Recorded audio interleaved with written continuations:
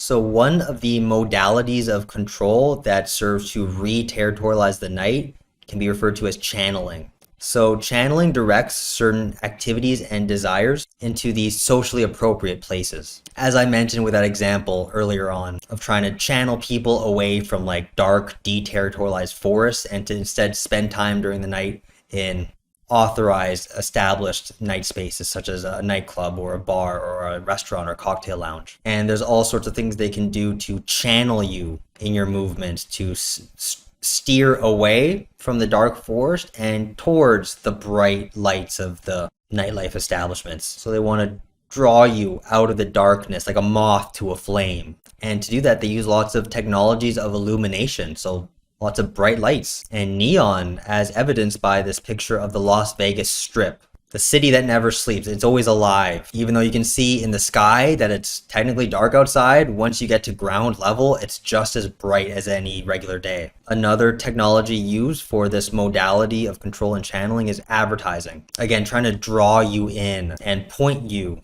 to where they want you to go to consume. So again, even in this image, it's clear that if you want to go see Jerry Seinfeld, you gotta go to Caesar's Palace. Or you booked your hotel room with the Trump Hotel or the Mirage or Treasure Island, and you know exactly where to go because it's advertised very clearly, pointing you in the direction. So those techniques of illumination and advertising serve to channeling not only our movements and actions, but also our vision, where we choose to look, what draws our attention. So when you look at this picture, your eyes are drawn to the brightest, most eye-catching aspects. And technologies of lighting also extend the time for consumption because you can't really consume in pitch black.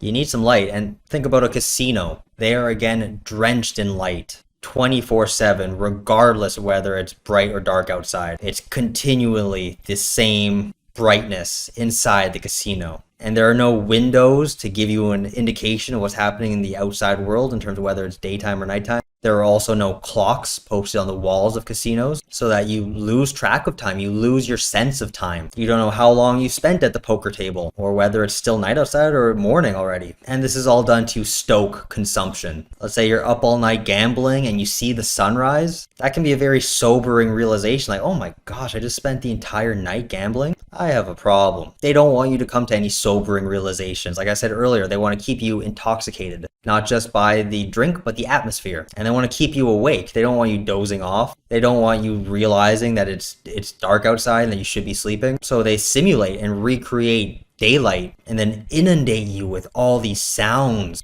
Just a constant cacophony of ringing and jingling and all these slot machines, all these things trying to keep you awake and keep you in your daytime productivity. They want you to be a productive consumer, and you can't consume if you're just sleeping in bed in your hotel room. They want you out of your hotel room and into the casino, and thus they channel you into these authorized spaces of consumption during the night. So a second modality of re-territorialization is marginalization, which involves the creation and reinforcement of subordinate places for the so-called underworld of society to inhabit. And its effect is to categorize certain groupings of people as being somehow socially inferior or dangerous or both, and thereby to spatially segregate them from other parts of the city and relegating them to less desirable places in the city. So it's a matter of classifying certain spaces, such as the South Side, or a ghetto, or a rough neighborhood, or the wrong side of the tracks, or a shanty town, or a hovel, or the various dilapidated spaces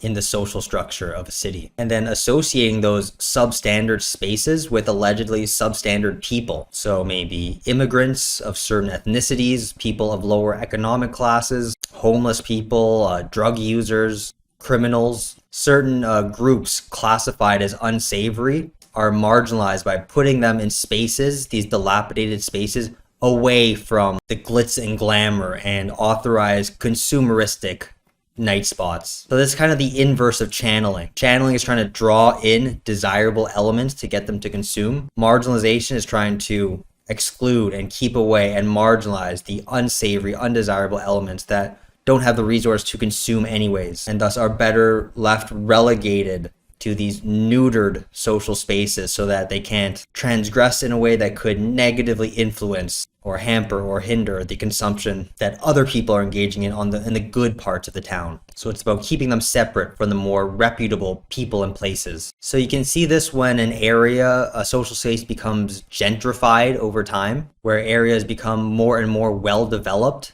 and thus kick out anyone who doesn't fit in or who can't afford to stay in that area once the highfalutin crowds come in and rent prices are driven up. Just the cost of living becomes too exorbitant for people who used to live in that area. It's become too gentrified for them, so they're marginalized. They have to move out. They're kind of squeezed out and are consigned to just settle with less desirable areas of the city. And conversely, we have cases such as Chinatown in East Vancouver that hasn't been gentrified, but it's been dilapidated, which I guess you can say is a first step towards gentrification. The first step is for the city and urban governance to just ignore that area completely and just let it fall apart. So don't give it the upkeep or the resources it needs to maintain its distinctive status as it's a cultural landmark. It's a place of heritage for Chinese people in the city, but it's become neglected over time. It's starting to be seen as kind of a rough area. People try to avoid it at night. It's increasingly associated with East Hastings Street, which is just a couple blocks away, and all of the unsavory elements who occupy those spaces. So that's the first step, is just let it fall to pieces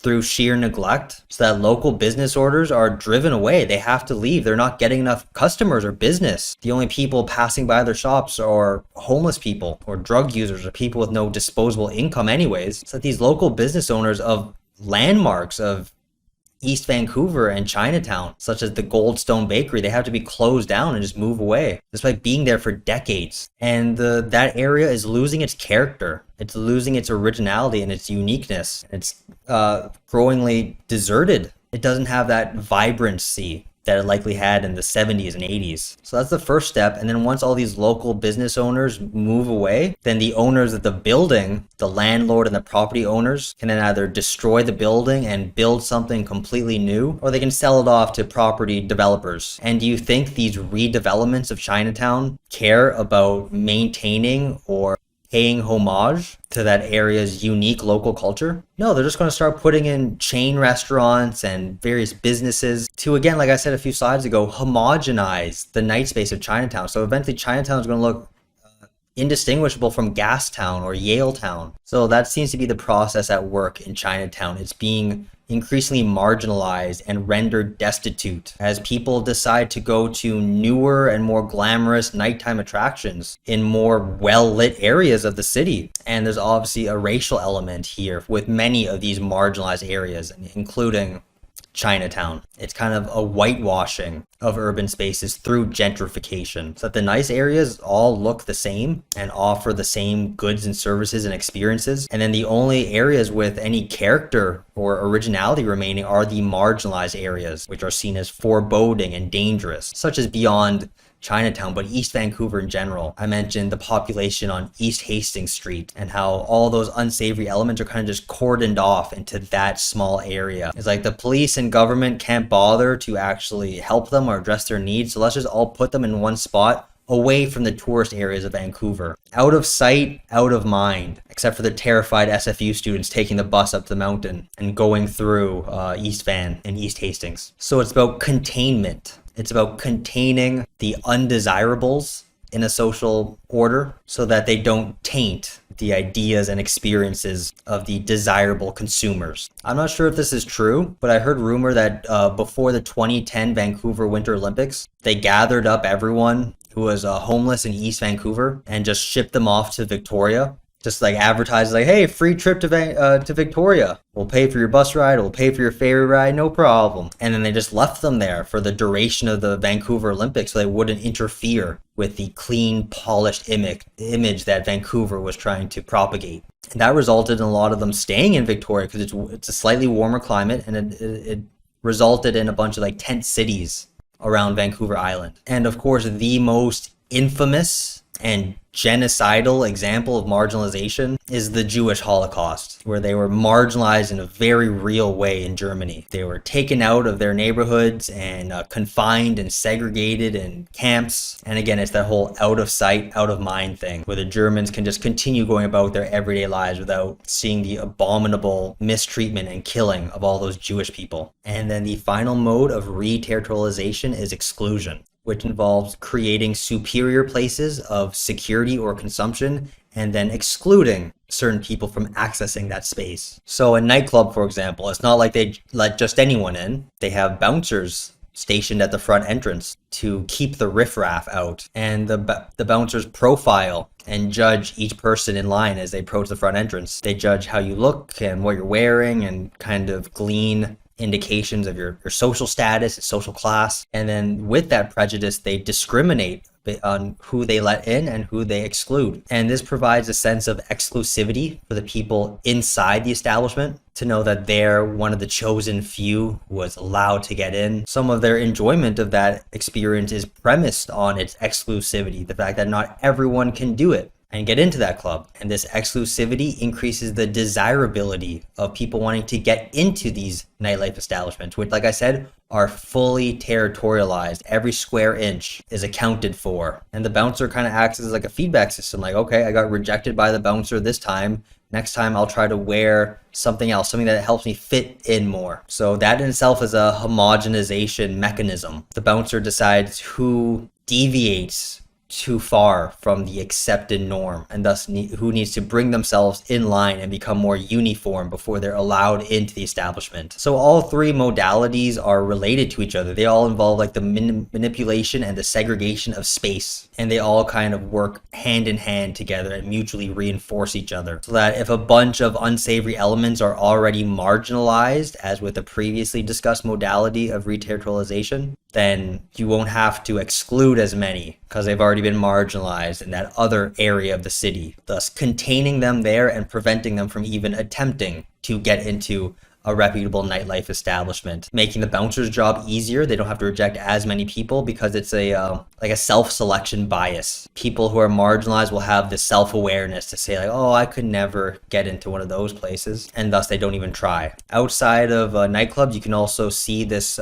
principle of exclusion operating in like gated communities, neighborhoods that are fully cordoned off and exclusive, and you usually need to pass like a gate with a security guard to even get into that neighborhood. Again, those neighborhoods are fully territorialized, they're fully under the regime of visibility, and this modality of exclusion makes that neighborhood more desirable. People want to live there because they see it as apparently free from danger and safe and secure. But security is like a double-edged sword because it comes with a lack of freedom of your own mobility to do things contrary to what the social order prescribes. These spaces are discursively constructed to induce a sense of comfort, like a protected enclave where you're walled in and allegedly protected from those unsavory elements that wander in the night. And this modality is enhanced by new technologies that heighten and intensify the exclusion. So those doorbell cameras, you can exclude someone before you even have to open the door now. You can see them and identify them and judge them through that doorbell camera. Thus, first of all, you're doing the job of the powers that be by territorializing your own house. And secondly, it makes you more comfortable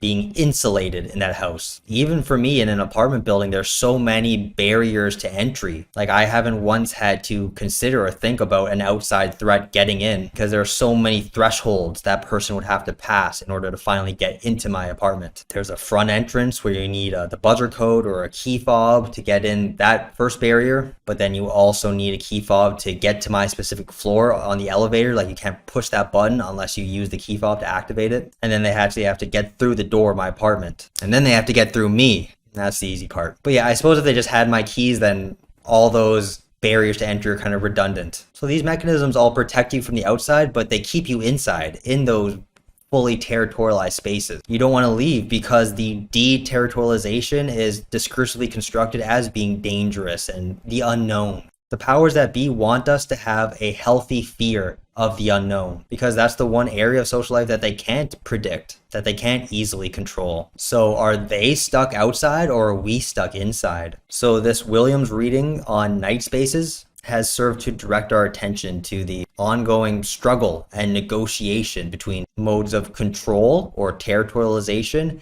and modes of resistance or deterritorialization. And this constant tension is what jointly produces our experiences of night spaces and the people and practices and meanings within them. So short of stopping the rotation of the Earth or creating a second sun on the other side of the Earth so that it's daytime all the time, there's still going to be a nighttime, and thus there are potentially transgressive social uses of spaces under cover of darkness when it becomes night. And marginalized groups can use the opportunities of darkness to exercise their capacity to conceive of other social ends and to implement them, running contrary to the territorialized, rationalized, instrumentalized social ends of the territorialized social order. I promise I'm just about done saying the word territorialized. So just as night spaces are socially constructed, the resistance within those socially constructed night spaces is activated socially and enacted from the alternative practices found in popular expressions of human community through those subcultures and notions of collectivism that don't necessarily align with consumerism. And consequently, communities can come together at night to reestablish human bonds in an attempt to controvert the domination of lived space by technocratic and commercialized and commodified practices. So this could take the form of those Take Back the Night marches that I mentioned earlier, or they could erupt in a more impromptu fashion, such as the Stonewall riots in Greenwich Village in the late 60s. There was a lot of social and political turmoil during the late 60s in America and in Europe, and a lot of the protests and demonstrations took place at night. It was just easier to mobilize a concerted collective effort to undermine the social structure when you do it away from their auspices, away from their all-seeing eye, and thus under cover of darkness. And the Stonewall riots specifically were completely spontaneous and initiated by that gay community in Greenwich Village in response to unjustified and unwarranted police raids of their LGBTQ-friendly nightlife establishments. So the night is alive, as we'll discuss through the next reading. It's alive not thanks due to the structure, but thanks to our agency, our exercising our own agency as social actors to bring the night to life and use it for potentially transgressive and liberatory, emancipatory purposes.